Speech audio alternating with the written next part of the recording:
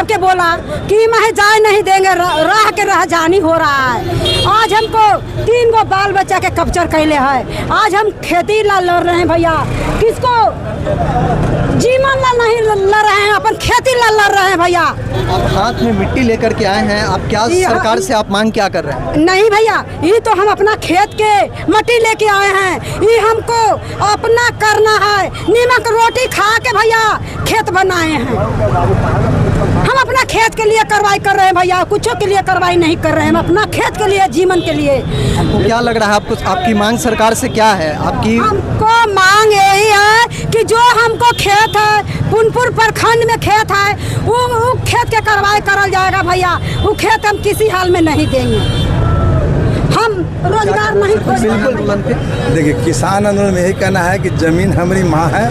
सब सरकारों समझ रहा है, चाहे प्रधानमंत्री भी समझ रहे हैं। हम जमीन जान दे देंगे, लेकिन जमीन 1 इंच नहीं देंगे, क्योंकि वही से पेट हम भर रहे हैं, अपने बाल बच्चे को पोस रहे हैं।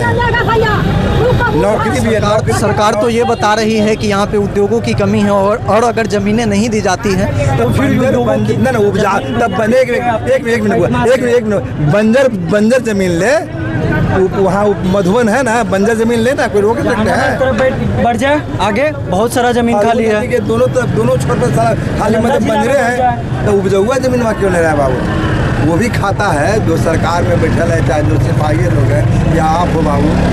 हम लोग उपजाते हैं, किसान लोग उपजाते हैं, तो वही अन्न जाता है ना, चाहे जहाँ भी ऑल ओवर इंडिया खाता है। लोग कहते हैं कि 1.5 दिन से खेत बिकना बंद हो चुका है। तो हम लोग का घर में बहन है या फिर शादी ब्याह, चाहे किसी भी परिस्थिति में खेती बेच के आखिरकार उसी पे निर्भर रहता है आदमी कि उसको बेच के और आगे का काम करेंगे। अगर वो नहीं बिकेगा तो फिर काम कैसे होगा? कौन आजकल देना चाहता है पैसा भैया? अगर पैसा देगा तो कहीं ना कहीं बिहार के जो भी किसान हैं, इनके लिए खेतीबाड़ी एकमात्र ऐसा देखा जाए कि ऑप्शंस हैं, बच्चे को पढ़ाने लिखाने का और रोजी रोटी चलाने का। लेकिन उस जमीन पे ही अगर सरकार की नज़र चली गई और उपजाऊ जमीन पे अगर चली गई तो ये तमाम लोगों के लिए प्रॉब्लम है, सारे देशवासियों के लिए प्रॉब्लम। आत्महत्या करेगा बाबू, आत्महत्या ही और कोई उपाय है? ठीक है, आज हम नौकरी में है, मेरे बाल बच्चे को गारंटी है कि नौकरी मिलेगा, और नौकरी मिलेगा तो फिर पेंशन नहीं है, उसके बाद क्या करेगा?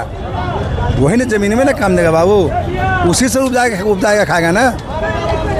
सरकार से डेलीगेशन के लिए अब बताया जा रहा है कि किसानों की भी 20 टीमें गई हैं। आपको क्या लग रहा है, क्या?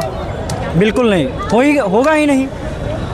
बस ये चल गया डेलीगेशन के लिए और उसके बाद कोई उपाय नहीं है। बस ये लोग को ट्रैफिक चालू हटाने के लिए कोई तरह किसी तरह कोई वार्ता नहीं होगा। ट्रैफिक क्लियर हो जाएगा, अपना टेंशन खत्म हो गया। बस ओनली बोले तो ट्रैफिक क्लियर हो जाए, कोई बात नहीं सुनने की तैयारी है, कोई बात सुनने के लिए तैयार नहीं है। ओनली ट्रैफिक पुलिस लोग कह रहा है कि नहीं हटिए 10 बजे तक, और 10 बजे दिन भर हम लोग भूखे प्यासे हैं ना जी। क्या दिक्कत? सरकारें आपसे अब कहीं ऐसा नहीं लगता है कि जबरन करा रही है? जमीन भी आपकी जबरन ही छीन रही है, इसमें कहीं में कहीं जबरन ही छीन रही है। ये अंग्रेजों के शासन था ना, वो शासन लागू है। जमीन छीन लेगा, पैसा नहीं देगा, बिना नोटिस के जमीन अधिग्रहण कर रहा है।